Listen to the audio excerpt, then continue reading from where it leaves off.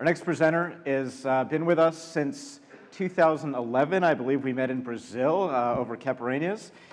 He is the CEO, president of Aviation Performance Solutions. He was a Canadian Air Force pilot in the F-18, flew Airbus for Air Canada, airline pilot, and now he's going to talk to us about, well, he's got something different than he normally talks about this year. So I'd like to welcome to the safety stand on stage once again, my friend BJ Ransbury. Thanks, Jason. Great, thank you. Hello, everybody. It's a real pleasure to be here. I am going to back up one slide.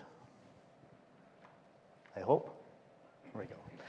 So today I'm going to talk about something that I'm hoping is going to put a few of the things we've heard about today into perspective. It's going to be on extreme fear. So the question today we have is fight, flight, or freeze, which are you?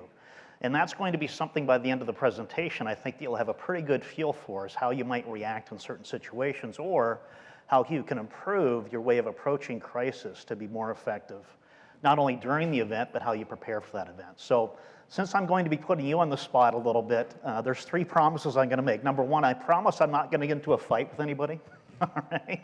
And I'm pretty sure I'm not going to run off the stage. But on the freeze part of it, some point in the middle of my presentation, I kind of freeze and I stop moving. Please assume that I'm demonstrating one of the aspects of my presentation today, all right, if my nerves get control of me. So very quickly, I want to talk about a little bit about our organization, APS. It's going to be helpful to us understanding what we're going to be talking about today. We train pilots in a very special area called loss of control in flight. It's a leading cause of fatalities in aviation.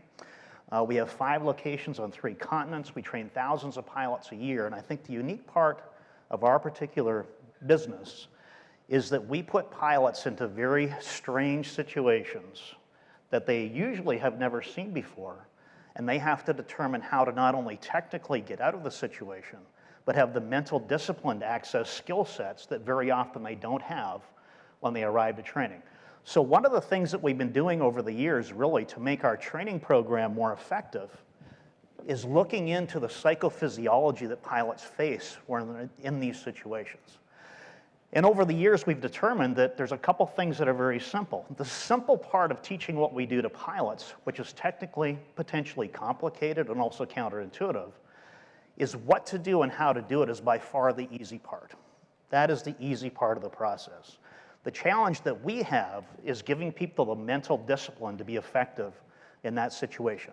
This book by Jeffrey Weiss is a great resource, and much of what I'm going to talk about today is going to be founded on the work that Jeff has done. He's an evolutionary biologist from Harvard. When he left Harvard, he became a journalist. He specializes in aviation, adventure, and psychology. He's written in articles from Business Week all the way to Psychology Today. So a very, very interesting read on extreme fear. And that's what we're going to be talking about today. And in fact, much of the information I'm going to be discussing today is going to be based on concepts that Jeff brought forward in his book. So how am I going to do that? It's a technically complicated topic, but I want to try to make it very, very simple.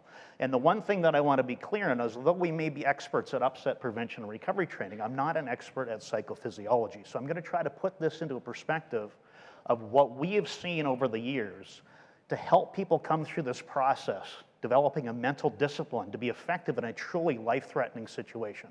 There are many things that we can do, not only here today, but as we go forward in our lives, that can prepare us better for how to deal with these scenarios. So the first thing I'm going to talk about is going to be the inner workings of your brain. I talked about this a little bit last year, just for a few minutes. So those of you who were here last year, it's going to be a very short review on that. Then I'm going to move into some of the systems and how our brain works and how we categorize and we implement our mental activities. And then probably most importantly, I'm going to get into some strategies that we can use to be effective in a crisis. Finally, to wrap it up today, I'll be talking about mastery, that ultimate combination of our capabilities in any discipline that we might choose is what we should be striving for every day to try to accomplish those capabilities that we rarely see at the level that we should strive for each and every day. Okay, so fear. We learn certain aspects of fear from an early age. So the key part of the presentation today, and a point that I want to make, is as it says that fears are educated into us and can be, if we wish, we can educate them out of us as well. And that's going to be something that we're going to talk about as we work on how the brain functions in crisis. The other thing that is part of this particular conversation, unfortunately, as it says here, is one cannot answer for his courage when he has never been in danger. So when we're dealing with situations where we're developing a capability to function effectively in something that we are afraid of, or develop effectively in something that is threatening, unfortunately a necessary evil is we have to expose ourselves to those situations in certain ways. And over time, depending on how that process occurs, is we can re-educate our brains and not only how we see the situation, but how we react to it on more than just the conscious level. And in fact, we can affect the subconscious level of our reactions. Okay, so feats of fear in a crisis. I'm going to show you a video now, and it's the storybook response to capability and effectiveness in a crisis. And I'll explain why I use the word storybook when I'm done. So let me go ahead and just play the video.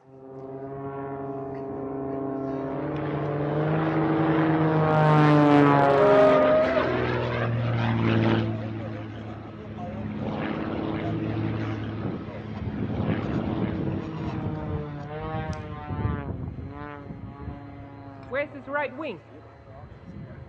He's just lost his wing. Oh my God!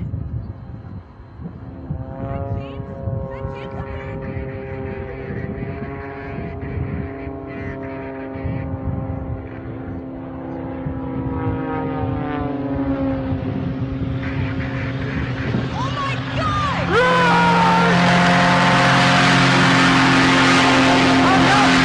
No! Amazing!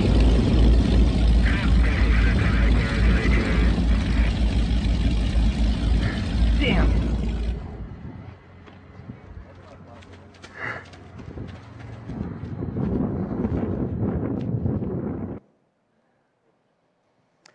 Real or fake? Who says it's fake? Arms up. The pilots in the room probably know it's fake. That is, in fact, a fake video. But I'll tell you what, it got a lot of attention on the internet over the years. What I'm going to talk about now is what I feel is a situation that is real, that's even more incredible than what you just saw. So let me take you through this story, because it's going to set us up with the mental, physical processes that can occur to us in crisis. And I'm going to use an aviation example, but what I'm talking about today applies to all of us and really anywhere in our lives or any aspect of our lives, because we can ultimately face fear very, very quickly, or crisis or life-threatening situations, and we want to have a plan for how to deal with it. So here's the situation.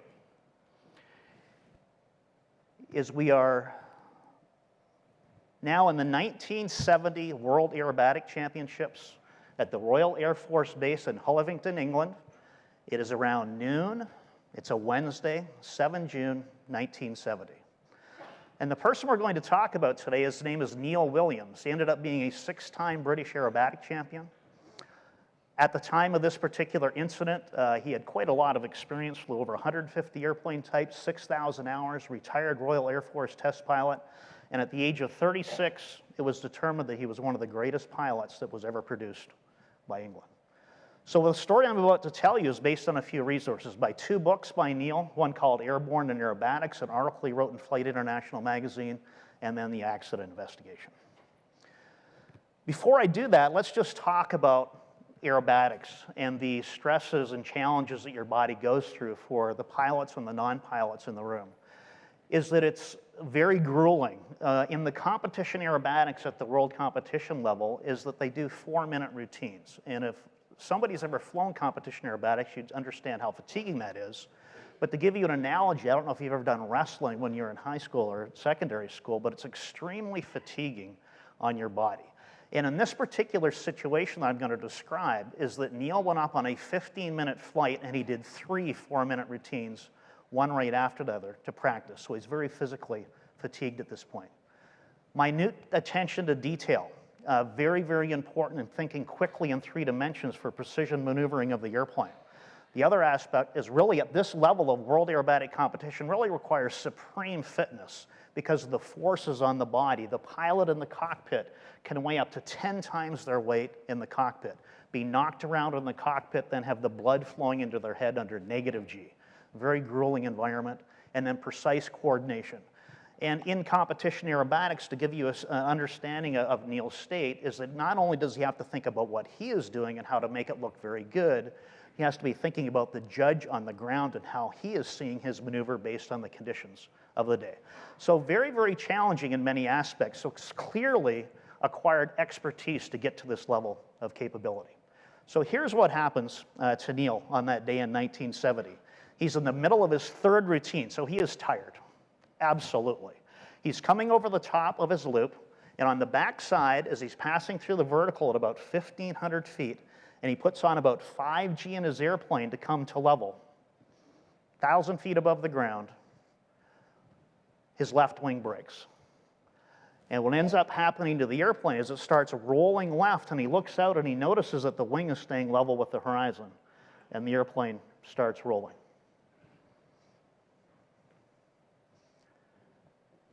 He recognizes right away that the wing spar of the airplane has snapped, and it keeps rolling to the left even though he puts full aileron in the opposite direction. Now remember, he's at 1,000 feet above the ground now. The wing breaks, it rolls over, he's trying to roll right, and now he's getting to the inverted position, literally falling out of the sky in his airplane. Somehow, and I'm going to get to this a little bit later, somehow in this instant, in his brain, he thought about an incident that happened a few years ago with a Bulgarian pilot that actually had the same problem in the same airplane, but it occurred when he was under negative G, and when he got to positive G, the spar went back in to the wing slot and reattached itself to the airplane. So now as he's falling through the air, the wing is broken through 1,000 feet, now approaching 300 feet above the ground. He surmises in his brain that if he could get the wing attached under positive G, well, it's just the opposite thing for me. I'm going to push negative G, and sure enough, he pushed negative G. So he's falling through the air, and he pushes negative G, and literally on the treetops, whomp, goes right back into position, and now he's flying the airplane again and getting away from the ground. Pretty amazing at this point, but it's not over. As Neil is flying away from the ground now and starting to gain altitude, he has to make a decision on what he's going to do with the airplane. So in his mind, there's a few options. 8 minutes of fuel in his aircraft. This particular one only has 30 seconds. In his Lynn, he had 8 minutes of fuel. He's already been up there for nearly 15 minutes, probably not 100% sure of how much fuel, but how am I going to get out of this airplane? In the UK, they don't wear parachutes when they do aerobatics. He did not have a parachute on when this happened. So now as he's climbing away, he's thinking, well, am I going to go ahead and slow this down and put it into the trees? Am I going to go into a lake somewhere and ditch and hope I can survive? And while he's thinking of that, climbing away from the ground, the engine quits. So he has the presence of mind now, and remember, we're going to be talking about functioning under fear and stress. He has the presence of mind now to go around the cockpit, and he looks, and he sees that somehow during this event he had knocked the fuel switch off, and he reaches down now in this airplane with a broken wing flying under negative G, and he turns on the fuel tank, and then the engine comes to life again, and he starts flying away. Well, Neil decides that his best option now is to come back and crash land at the airfield. And so what he does is he now gets on approach, flying inverted now, mind you. He gets on approach, coming back, and as he gets down to the ground, literally going above the ground at just tens of feet above the ground, he had done a control track earlier, and he found that he can't actually roll to the left anymore because he's now inverted under negative G. He has to roll right to not cause the wing bar to snap. And so as he comes down the runway, he rolls to the right now on final approach, and his wingtip digs a 36-foot trench in the grass as he gets to level flight. And as soon as he gets to level flight under positive G, the wing folds, the airplane goes sideways and cartwheels down the runway. And Neil pushes himself clear of the wreckage and gets out with not a scratch on his body. True story, true story. So we have to wonder, how did he do that? How did he do that? Flying the airplane was really just physics when it came down to it. Now, albeit incredible physics of how he survived, but how did he think of all that? Under the extreme pressure with his surging hormones, he really should have been mentally and physically incapacitated. In fact, in his article he wrote, he talks about he's so afraid that he has to push his legs to the side of the airplane. They're shaking so bad in the middle of this. He is consumed by fear, yet he had the capability to think. So the question for us today is, how did he do that? What made him and others like him different? And the most important thing for us today is, can we learn from his capabilities and his performance? The answer is yes, we can. And we're going to talk about a few aspects of how he did that. That is near the end of my conversation of aviation. So I'm now going into general principles that we can apply to any aspect of our lives, irrespective of what we do or where we are or what situation we can find ourselves in. So, managing fear in a crisis. Let's take our way through the process of understanding this to the point of mastery. So the first thing is we have to think of our brain as a system. Like we think of a system in our car, a system in our airplane. And we're going to look at it from 4 different ways. We're going to look at it as a system approach. We're going to do an analogy to an engine, such as fuel, air, and spark, how the brain functions, its pathways, and its timing. And I'm going to try to make this a very, very simple concept. So when we think of our brain as a system, I want you to right now think about it as, for example, like the motor in a lawnmower, in a car, in an airplane. So for the purposes of our discussion, we are going to assume that the brain is something that's comprehensible, that we can understand. Now, the reality is there are many aspects of the brain that we still don't understand and how it works. But interestingly enough, the area of fear has been studied a lot. There's a lot known about fear that are general principles that we can help learn from to be more effective in a crisis. So for example, in an engine, if we think about having an engine or a motor running, there's really 3 things that we need in a properly functioning and designed engine. We need fuel, we need air, and we need spark. Okay? If any one of those are missing or contaminated, the function of the engine is not working very good and has problems running very efficiently at all. So as we get into crisis, some of our brain systems start shutting down. So as we get into crisis, the air starts becoming contaminated, the fuel's in the wrong mixture, the spark plug now becomes intermittent. And so the challenge is we need to learn how to keep all 3 areas functioning effectively. So let's talk about that. And here's the review from last year real quick. So when we get encounter with something that's very, very threatening, usually life-threatening or very dangerous, is we have an immediate response. It's called the startle reflex. And think of yourself walking down a dark alley and somebody just reached 10 feet away from you and pulled the trigger of a gun and bang. Uncontrollably, a very ancient reaction in our body and our physiology is that our muscles will tighten up, we'll clench, our elbows will go out instantly, very, very quickly. In less than 5 milliseconds, that's going to happen. What's happening, though, when that body receives that signal, it goes into our brain to an area called our sensory thalamus, which splits the signal into 2 parts. One signal goes to something called the amygdala. Now, we have 2 in our body, up in our brain, just inside of our ears, and the amygdala for us today is like the panic button, okay? When we get surprised by something very quickly, within 12 milliseconds, the startle reflex has occurred in your mind, you are coming overhand and whack, you are hitting on the panic button, and you're going to do it no matter what. The next part of the signal now goes into our cortexes, in our prefrontal cortex, where we have the ability to assess and analyze what the situation is. Now, the amygdala has a perfect memory, but we don't really know what it's storing in its memory. It starts from a very, very early age, of the picture we saw of the baby at the beginning, and it goes into our system, and how we react to certain things is essentially programmed. The amount of time it takes to get that signal up into our frontal cortex and back now to give fine-tuning to the reaction takes about 500 milliseconds. So startle, 5 milliseconds. Short route to the panic button is 12 milliseconds. And then 500 milliseconds, it's now coming into our conscious mind. So in a crisis, how we react, until it gets beyond about the half-second mark, it's not in our consciousness.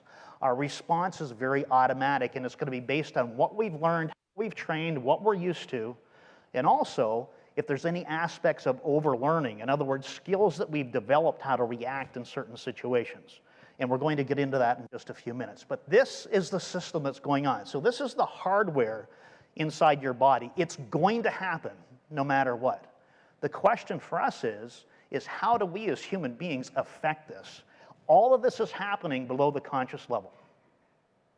How do we affect that? We're going to talk about it. So Fear can be sudden, and sometimes our reflexes are the only thing we have. Let's go ahead and watch a video where there's a 1-second response time, and let's watch it. Here we go.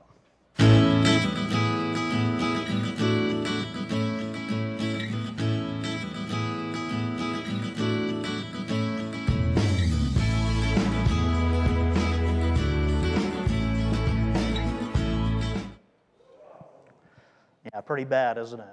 So, the car in the front veered away. Now, did they have time to look at it longer? Were they more prepared? Was that person more experienced in making quick decisions? The car that we are in, not only did it not turn away from it, it veered into the car and hit it, okay? At that level of functioning, there's not a lot of conscious decision going on as to what you're going to do. You're going to react based on your experiences and how you've stored information and responding in quick scenarios. That is what it's all about. So, one of the gold nuggets today, I'm going to have 4 of them, is that remember that alarm bell, that panic button is going to get hit no matter what. Get surprised.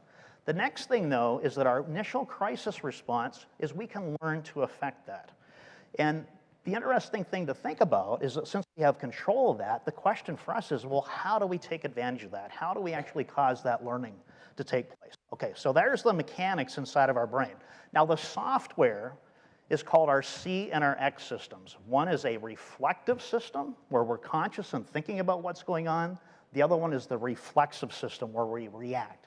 And to understand these two systems, we're going to look at it from the fear perspective, individually the systems, and at the breaking point where one gives away to the other and how we can take advantage of it. All right, so we've heard a little bit about this today already. So fear has 2 meanings, right? Number 1 that we think of very often is forget everything and run. The other one is face everything and rise. And really when we think about courage and bravery, we think of the second definition when we think of fear. So courage is not the absence of fear. It's a different response to fear in what we do and how we take effective action in a crisis, and how we respond is based on what we're used to, what our experience is, and how we were trained. And of course, it's a force of will and discipline as well that is bolstered and improved by effective training and what's called habituation. All right. So in 2007, a psychologist split these into the 2 systems that I had mentioned. So for our discussion today, the C system is our reflective system, the one that we use when we're thinking right now, making decisions. The other one is the X system, which is a reflexive system, how we respond very, very quickly. So when we're driving to work and we get there and we don't remember how we got there, or even driving to work, but you were thinking about something else, the process of driving is now into your reflexive system. Just like tying your shoes. You don't even think about it. But when you were 2 years old, man, that was a hard thing to do. But over time with training, now it's in a different part of the brain where it's now part of a record that you can now play it and be thinking about something else completely. All right. So it's outside of our consciousness. It's very quick. It's very effective. It's instinctual, just like our breathing. The tying our shoe we've talked about is something that we learned.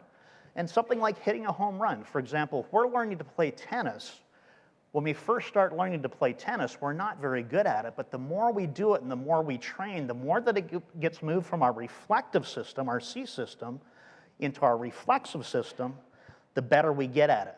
So for example, in this picture where the batter is hitting a home run, when the pitch is coming and he's thinking about it, part of that is reflective. But when he starts swinging the bat and making minute corrections to its pathway to intercept the ball, that is now in the reflexive system.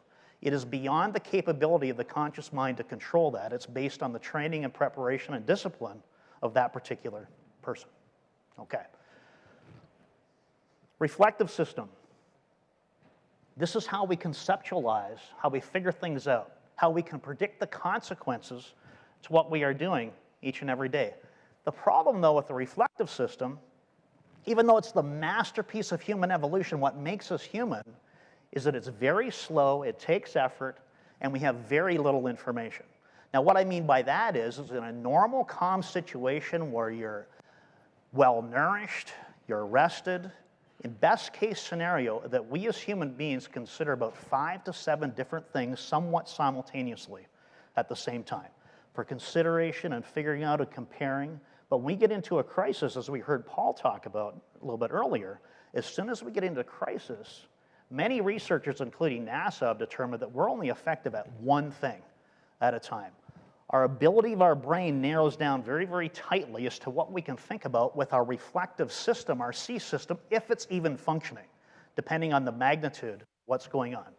So there's a model called the Yerkes-Dodson model, or law, that means under stress, as stress increases, performance increases to a certain point, and it plateaus, and then as stress continues to increase, performance drops off. Okay, and when the performance starts dropping off, the areas that are going away are our C system capability, our reflective capability. We'll find that our fine motor skills are not nearly as good anymore, but the skills that we've embedded into our reflexive or X system are still there. So for example, when a bear comes running out of the woods and you decide it's time to flight and run away, you're going to still be able to run, all right? If you're in that mode of your brain of flight, you're going to have that skill because it's embedded into your system. You're not going to forget how to run when you need to do it. It doesn't mean that your body will allow you to do that in every situation. We're going to talk about that in a minute. But the point is whatever you spend time practicing and putting into the X system is very resilient to stress. It is very resilient to fear as well. So the thing is when we get into a situation and we don't know how to deal with it, we're probably going to be very ineffective.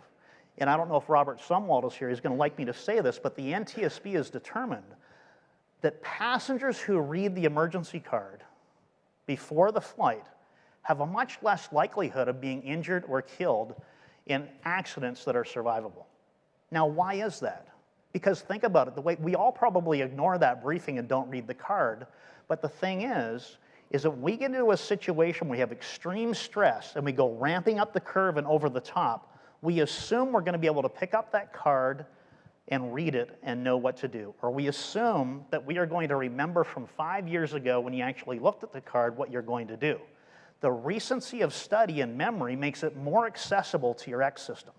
So in a crisis, you only know what's been embedded into your brain of what to do and how to react. Which, so for example, in a training process, it's really important that any skill set you need in a crisis become to a certain point programmed, and then you have access to them. So for example, in the training that we do is that many, many pilots will assume if they're going to get into an airplane upset, well, they're just going to figure it out. But just like I think Pat had talked about, is everybody has a plan until they get punched in the face, right? Just like in an airplane upset. Everybody has a plan until they actually get there and they realize they're out of options and ideas and they don't technically know how to do it, and very often they don't have the mental discipline to do it even if they knew how to get out of the situation. So very important, the reflective system versus the reflexive system, okay? Has anybody ever had that situation where you're thinking very, very hard on a problem to try to figure it out and you just can't do it?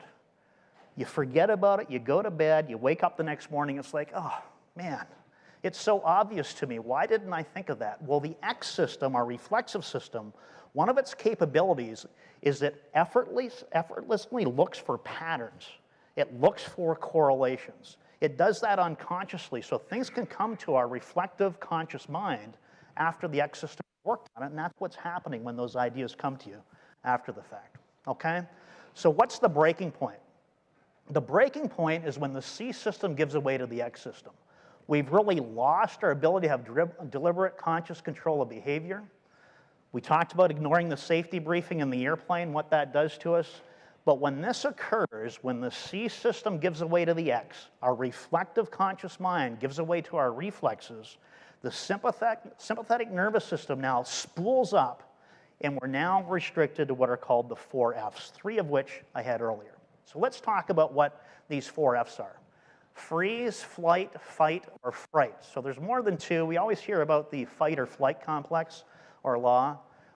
There's actually a minimum of 4 scenarios that we can face when we get into a situation where the C system has ran away on us and we're now stuck with our X system. So here's how it works. All right, the first one is freeze. The danger is far away.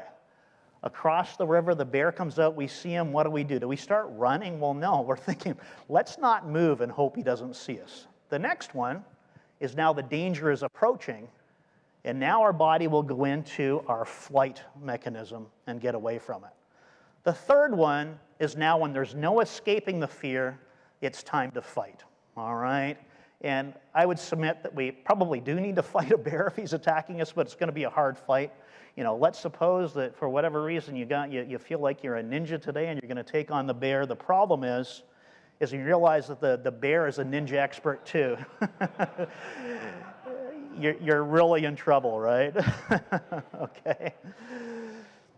So when we're in situation, when we're in crisis, if we believe that we are going to think our way out of it, depending on the magnitude of that, it is very unlikely that's going to be the situation. It's really incredible the lack of faculties we have when we truly face crisis.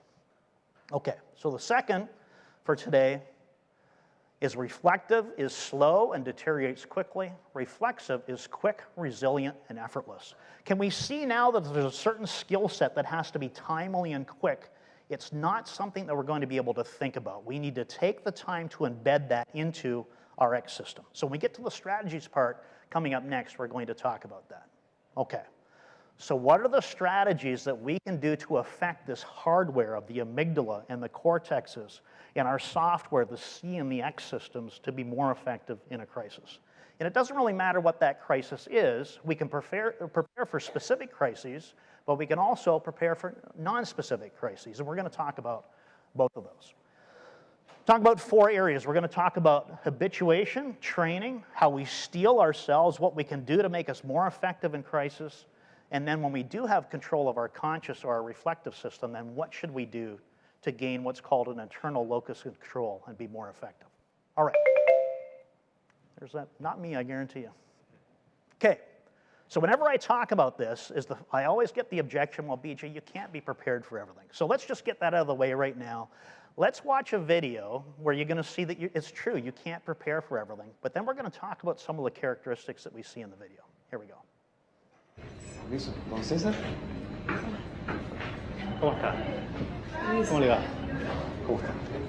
¿Me permite sus documentos, por favor? Sí, aquí. El currículum. Bien. Ingeniero comercial. Así Watch es. the window. Perfecto. ¿Licencia de conducir la tiene al día? Sí, al día. Ya, perfecto. ¿Usted está más o menos claro cuáles son los propósitos de nuestra empresa? ¿Algún problema? Bueno, principalmente, ¿Tuvo algún problema al llegar acá ahora? no. Porque estamos un poquito acá. A mí. Madre. Perfecto. Aquí están sus... Cuidado. ¿Sí? Ah, perfecto. Mire, mire. Mire.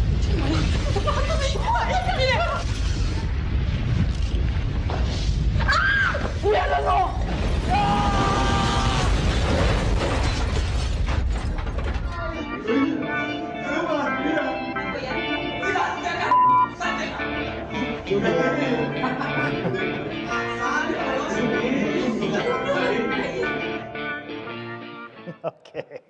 Great ad for a TV, right? But those are actually real people in the situation that they were filming. Obviously, they need to get a sign-off to show them on the video. But a couple things. Did we see the freeze initially when they saw the meteor coming? How about flight? Did they try to run away? Do you see anybody running at the TV swinging? You didn't, right? Immediately they knew that there was no reason to fight. Then you saw a lot of people fall on the ground in fright, realizing that there was no use in fighting. So we can see a few of those responses here in that video, but it's true, we can't prepare for everything, but we got to prepare for everything that we can. And most importantly, we have to never give up in a crisis situation. All right, so the common recommendation that we find at emergency and crisis, which is extremely appropriate, is don't panic, just stay calm, all right? You can think your way out of it. Don't react inappropriately. Don't run. Very, very practical indeed. But in reality, remember, when we hit that panic button initially, our body is going to react. Yes, strive for that. It's very, very challenging to actually have conscious control over a crisis situation. We read about it all the time with people stampeding and trampling each other by trying to be actually trying to stay controlled, but they're ineffective at doing it. So the paradox that we find when we get to a situation where the X system, our reflexes are starting to take over, and we try to use our rationale to control them, is very often it actually makes the situation worse. Not only are we ineffective at it, but we panic because we can't control it, which just further escalates the situation of crisis. Okay, so reality check. We can actually learn how we respond. Let's take a look at this, this video. This is a snowman sculpture in a park area, and there's a man inside of it, and he's frightening the people walking by. Let's go ahead and watch what the typical human reaction is in a situation that is unsafe.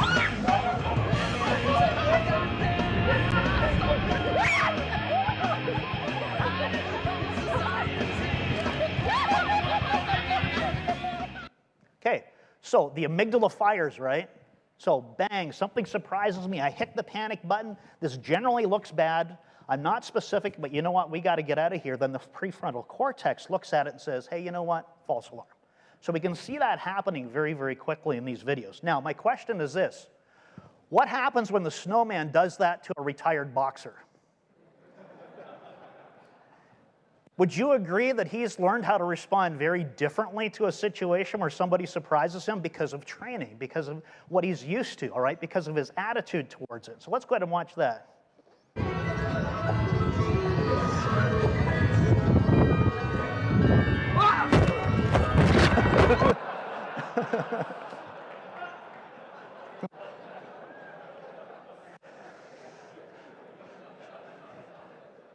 I thought it was fake until I read about it. Then I saw the poor little girl that's walking by eating an ice cream cone. The head actually falls on her. Very, very bad situation. So we can see that we can train our initial reactions. Very, very important to understand that we have control over what we can do in those situations. So habituating. This is something that we need to get used to be effective. So if there's some aspect that you're fearful of, for example, let's say, for example, you're afraid of heights, habituation is a very proven technique with nearly 100% success rate. Is if you're afraid of heights, but you start exposing yourself to heights and nothing bad happens, over time, you will develop an ability to not have that initial reaction of fear. Now, it doesn't mean that that fear couldn't arise some other time under situations of high stress, but you can start getting used to situations. Now, for fear, it actually has a unique way of habituating. It's called extinction. And what it does is your prefrontal cortex, your software, starts overwriting the amygdala's fear association. In other words, when it sees something, remember, it has a perfect memory, but it's not very clear. When something happens, you hit that panic button and it reacts. That initial reaction, like we saw the boxer, although I would agree that that's not the best reaction in a park, okay, with a fake snowman. The point is that you can overlay what to do in a crisis. All right, so training now. Let's now talk about training. The military and high-risk disciplines, such as being a fighter or a police officer, make an assumption in training, is that they assume that the X system is going to take over. And over the years and over history, it's been proven that the only way that soldiers and people in a crisis can control that initial amygdala response and not to be overwhelmed with fear is through training and getting used to that environment and understanding how to react in the way that is hoped for. Instead of running away from the burglar, they're running towards him, okay? Very, very different approach to the situation. So, X system takeover can be very, very good, right? If your X system knows what to do. Very, very bad if it doesn't, okay? Extremely resilient. It's very resistant to all but the most extreme panic situation. So, again, used by military, police, firefighters. And we see that time and again on situations, and Pat told a great story about a scenario with the truck approaching the gate this morning, and we hear about this all the time, and just thinking of, for example, 9/11 brings back some situations where people were extremely brave and took tremendous action on part of us to save many, many lives and putting their own lives in peril. The statement there is important. Few are born brave, many become so through discipline and training. And that's very, very true. It doesn't mean that we're born cowards. It doesn't mean that we're born brave necessarily. But the biggest impact on predicting a person's response to a crisis and fear is based on what training they have had, what discipline they've had, and what exposure they've had, and how they've been habituated or been exposed to situations that are threatening to be very effective. And it takes a long time to do that. All right, so how do we steel ourselves? The problem with habituation and training is it's very specific. Just like the upset training that we talk about, we have to go through that process of exposing people to that environment. We got to train them with the skills before we introduce the stress and fear to see how they respond, to pair all that together. And that's great in that situation. So training and habituation is very, very good for that. But what about just the everyday run-of-the-mill crisis or fear situation that happens? How can we be better on a day-to-day basis to deal with that? It's going to sound very, very appropriate. It's going to be very rational because it is very accurate. And we hear about this all the time, is that exercise improves our physiological and cognitive resilience. Practicing self-control, believe it or not, by practicing decision-making on your diet, which maybe I needed a little bit more of. Exercise, making decisions and resisting urges, okay? Having that mental discipline of making decisions to do the right thing, believe it or not, helps us to be more effective in a crisis. Consciously taking over where your X system wants to do something is very helpful. Rest and nourishment, minimize physical stressors, noise, hunger, heat, colds. What does that mean to us from a practical standpoint? Is what we really want to do is we want to be in a situation where we avoid those stressors on a day-to-day basis. We want to stay nourished. We want to stay exercised. We want to stay out of the heat. We want to stay out of the cold and only ramp up our sympathetic nervous system, okay, all the hormones firing that we would feel in crisis when we're exercising or when we're training. Okay, so there's things that we can do every single day to help us be more resilient in fear and stress that are very practical and very logical. But at the end of the day, you want to have a unstressed, well-rested, well-nourished life, but you still want to be training and you still want to be exercising. You have to experience that scenario, that situation of what your body goes through to still be effective at it. Okay, so now we've been talking now about the X system has control of your body, your reflexes. What if now you have managed to actually keep your cognitive abilities in crisis? How now to be effective do we operate and how do we function to be more effective in that crisis that we do have conscious control? Well, the big thing is we have to accept what's going on. It's been shown, for example, in nightclubs where the hotel is on fire that people will keep drinking and dancing while the hotel burns down and they don't get out of it. Situations like that happen a lot of times because these people just simply won't accept what's going on. It's called normalcy bias, and it's something we have to guard against. And the most important thing when we're in a crisis, when something surprises us and we have our mental functionality, is usually the most fear and the biggest adrenaline spike is going to be at the beginning. Recognize that it's going to mute itself as you start gathering information. And clearly, as I mentioned in the beginning, the more experience you have with crisis, the more effective you are at maintaining conscious control. So we want to gain an ability of a sense of control so that we can start taking action. And what action we take is going to be very relevant and related to the situation we're facing. In very complicated scenarios, for example, in an airplane or an airliner, they have tools to assist us in this action. The checklist, for example, going through a process to resolve a situation which we just simply could not remember from memory, even if we had perfect functioning of our cognitive capabilities. So there's complex system. Simple strategies. You know, for example, in the upset environment is that after we've trained people with these capabilities and these disciplines is we give them strategies of how to be effective where they don't have time to go to a checklist, but they still need to have a capability of functioning and thinking about one thing at a time to resolve a situation to recovery. And that'll be something I'm going to be giving everybody on the Thursday workshops. Okay, so that's our third nugget, is force of will is unreliable, and we need to go through the process of habituating training and steeling ourselves and assessing situations. All right, the last topic that I want to talk about is called mastery. We're going to hear from Bruce Lee, by the way. Everybody excited about that? I'm going to have a quote from Bruce Lee here in a minute. We're going to talk about chunking, which is the incredible capability of our X system to function in crisis when we get to the level of mastery. What it means to us, and then I want to take a look at a couple videos of human achievement to leave on a very positive and encouraging note for us. Okay.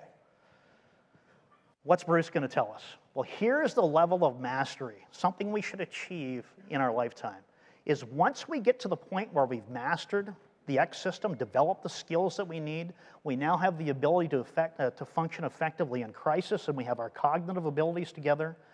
Those together put us into a situation where we're very, very, very effective. So, for example, for Neil Williams, he had all the things we had talked about. He was habituated, he was trained, he'd steeled himself against crisis, he was a military test pilot, but that leap that he made of understanding what's going on and thinking of things only occurred because he needed very little information to completely comprehend what was going on in the scenario he was facing.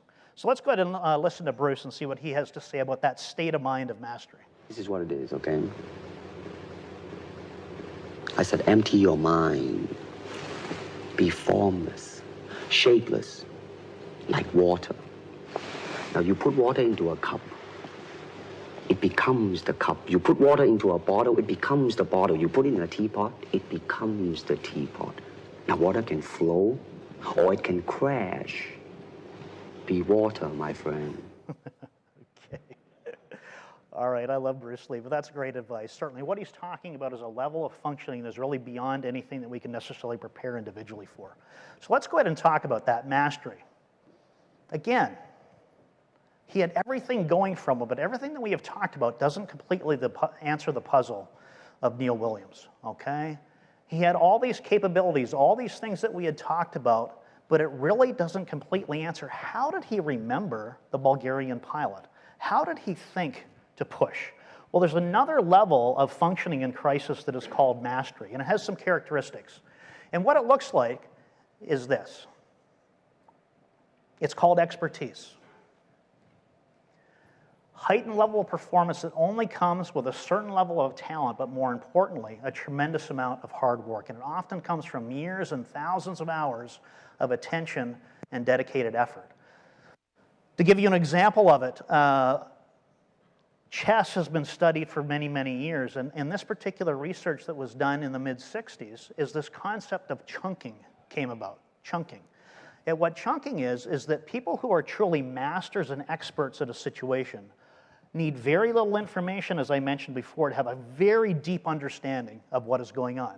And what they found, for example, in the study of chess, was that chess masters could look at a board in the middle of the game and in less than a second, 80% of the time, go to the key pieces. Additionally, they found that in the same type of research done later, is that when they did games between masters and they only allowed 6 seconds per move, which is fine at the beginning with the memorized openings, but they found that as the masters went through the game with time restriction, they actually did better with less time to think about it. It was more founded in their X system, their reflexive system, whereas the intermediate players made twice as many errors. So when you get to the level of the grandmaster, for example, in any discipline, you have these capabilities that seem are just incredible feats of mental capability. And it's because of that capability and mastery, the true functioning of our hardware and our software together, that gives us capability beyond anything that we can imagine achieving by simply thinking about it at this particular point. All right, so what should we try to master? Everything we do. As Tony Kern talks about, is you want to be the most precise you can, but at certain points it's going to be the only way you are going to survive is going to be functioning at the expert level. Certainly that was the case for Neil Williams when we saw what he went through. So what do we do? What is our discipline? Driving our car every day, are we maintaining right in the middle of the road? Are we maintaining the exact right amount of distance? Are we taking it in? Are we not texting? Are we not on our phone? We can learn to master things that we do every day. Same thing with flying, skydiving, mountain climb, everything we do. And again, the reason why we want to strive for that is because in certain situations, especially if you have hobbies or a profession that is potentially dangerous, you may need to be a master to survive certain situations that threaten you. So build the habit of excellence. All right, let's finish it up with a short video on incredible achievement by human beings to see what we can take from our C system that we struggle for hours and years to master, but when it goes into our subconscious and part of our reflexive system, what can we accomplish? It's truly amazing.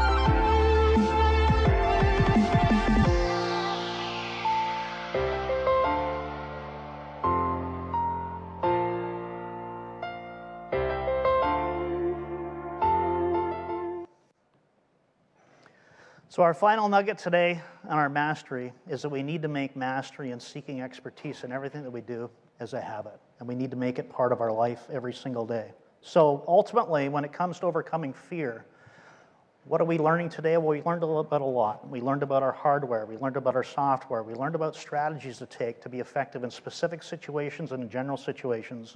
And then the ultimate achievement is mastery in whatever we do. So to finish things off, I would encourage you to think very seriously about everything that we do each and every day, and certainly in those hobbies and disciplines that are dangerous, as I've talked about, is take the time every day, grab every hour you can, every year that you have to become a master, because it may save your life someday. Thank you very much. Fine time?